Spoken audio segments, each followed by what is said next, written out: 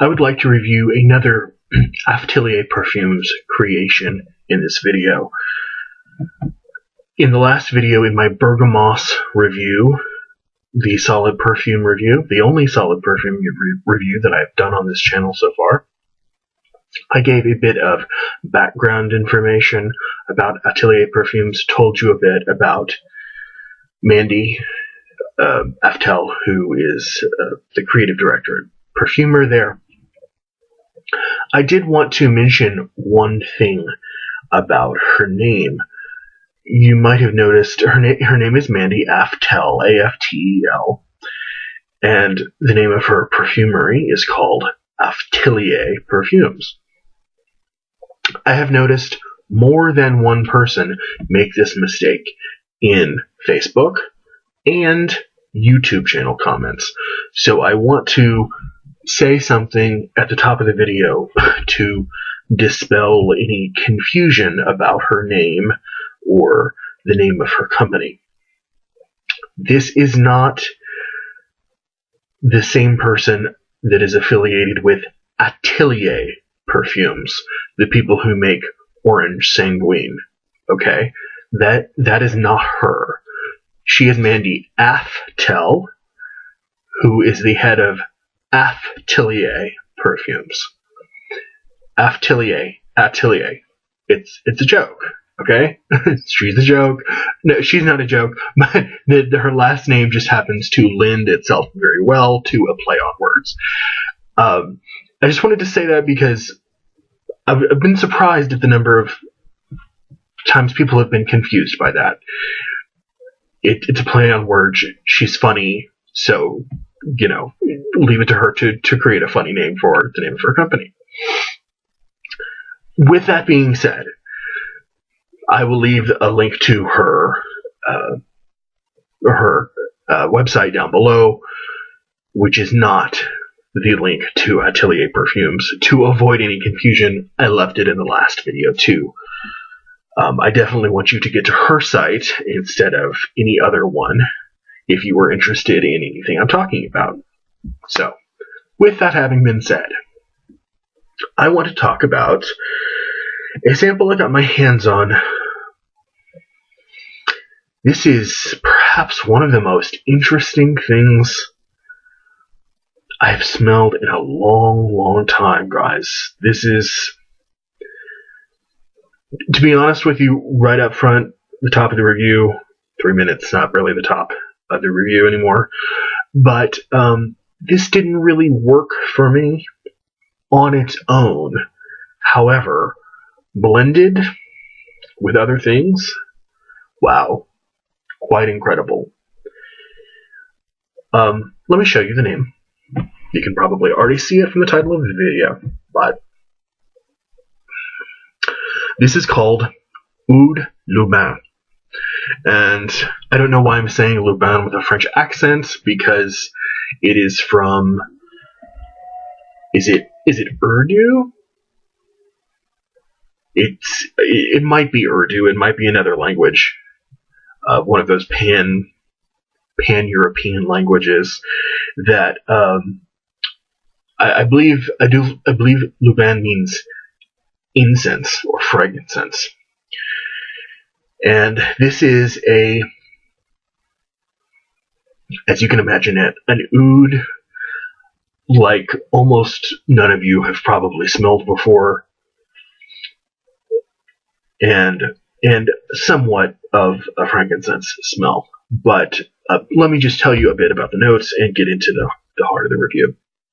So we have top notes in Oud Luban are elemi, orange terpenes, blood orange, and frankincense CO2. CO2 referring to simply the way the frankincense was distilled with carbon dioxide.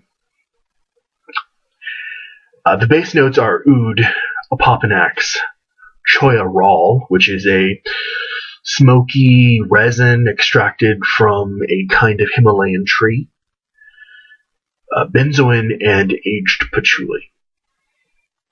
Right off the top of Oud Luban, I get a really unusual combination of sharp orange, the zest, like the juicy zest, those sort of orange terpenes, mixed with the inside of a car mechanic shop. A sort of heavy diesel petrochemical smell. Very, very unusual.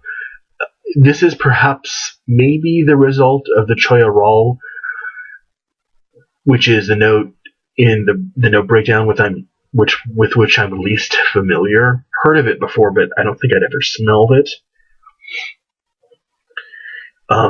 Diesel sounds off-putting, but it has this sort of weird effect of having you come in for more and want to smell it more. This could be a result of several of the notes, including one of the 8. Yes, there are 8 different kinds of oud in this fragrance. And Mandy actually divulged to me that one of the ouds in here costs $44,000 for a kilogram. $44,000 for a little over 2 pounds. So that's how hard it is to get really good, real oud. Since there are so many different kinds of oud here, the scent may have gone off in a myriad number of directions. If I had to guess, my untrained nose would guess that a good portion of those 8 ouds came, at least one, I would guess, came from Laos.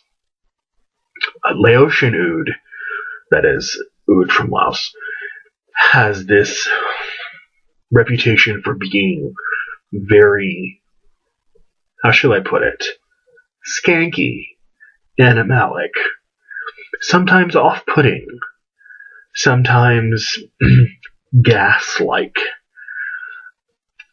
A lot of unkind adjectives have been described and ascribed to it.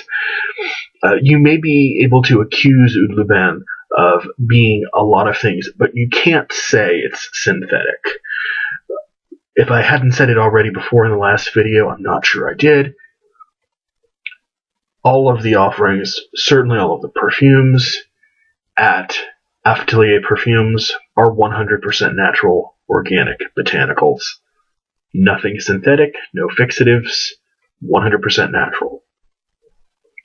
And it is lovely, I have to say, to get my hands on something that is an oud, that is a natural smelling, or that I know is a natural oud. Because I've never had a chance to smell oud in a perfume where I knew with 100% certainty that there were no synthetics added. So that was a real treat getting to smell this. And to know that there are such luxurious, to say the least, ingredients in here sort of makes me feel like I have my hand on a gold nugget. It was a treasure to smell, even though it may have not worked on my skin by itself. Like I said, layering, we'll get to that in a second. And again, you can't say it's not redolent of the best oud. It's that, skanky animal, leather, civet-laden oud that sends shivers down the backs of, perfumistas everywhere.